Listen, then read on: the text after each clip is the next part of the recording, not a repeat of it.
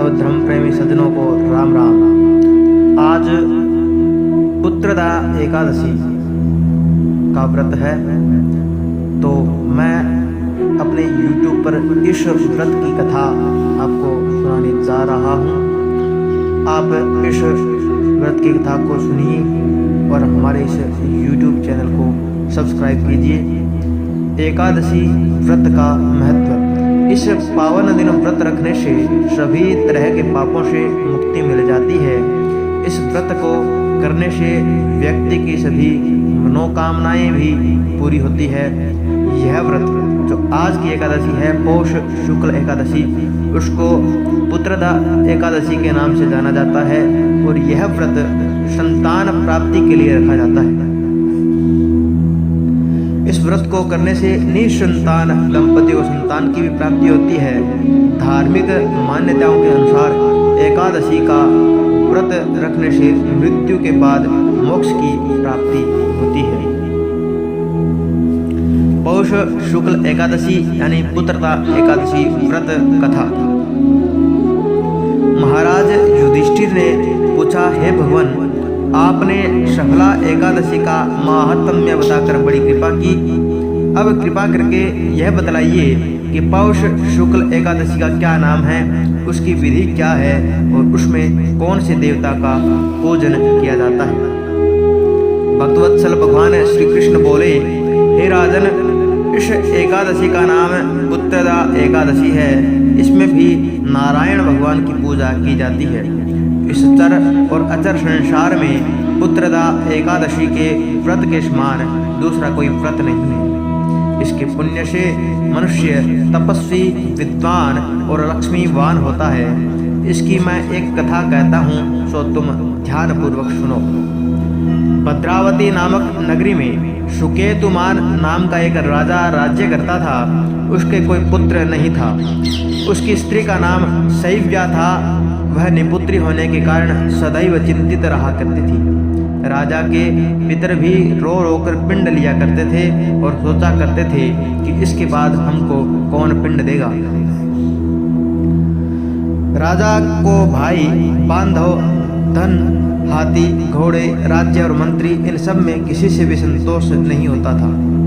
वह सदैव यही विचार करता था कि मेरे मरने के बाद मुझको कौन पिंडदान करेगा। बिना पुत्र के पितरों और देवताओं का ऋण मैं कैसे चुका सकूंगा।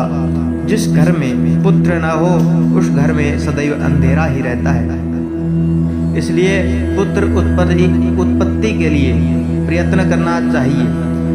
जिस मनुष्य ने पुत्र का मुख देखा है वह धन्य है।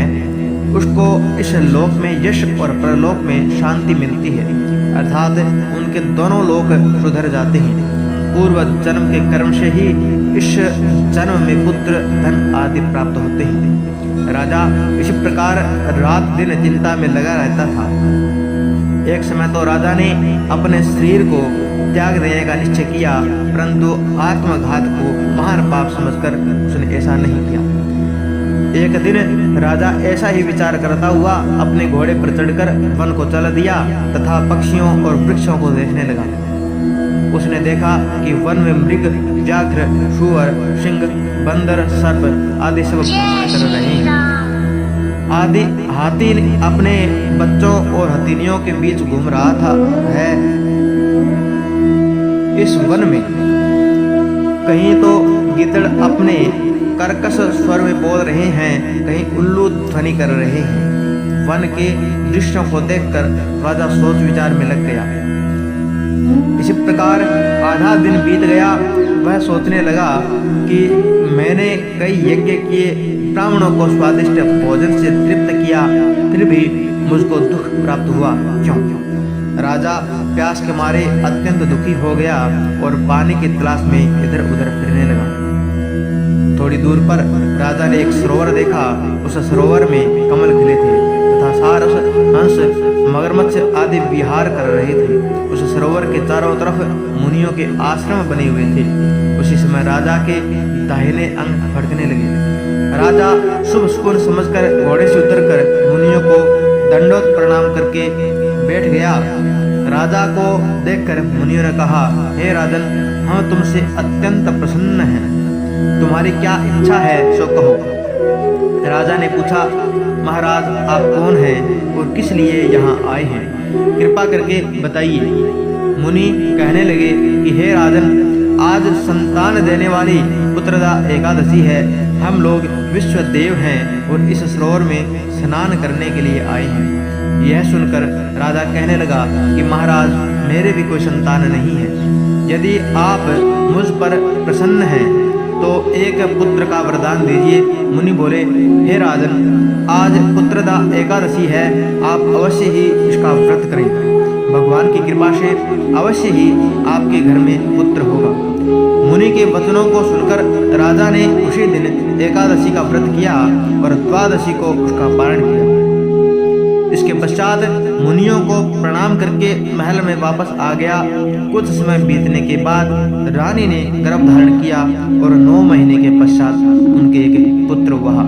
वह राजकुमार अत्यंत शूरवीर, यशस्वी और प्रजापालक हुआ। श्री कृष्ण बोले, हे राजन, पुत्र की प्राप्ति के लिए पुत्रदा एकादशी का व्रत करना चाहिए। जो मनुष्य इस महात्म्य को पढ़ता या सुनता है उसे अंत में स्वर्ग की प्राप्ति होती है। ओम नमो भगवते वासुदेवाय।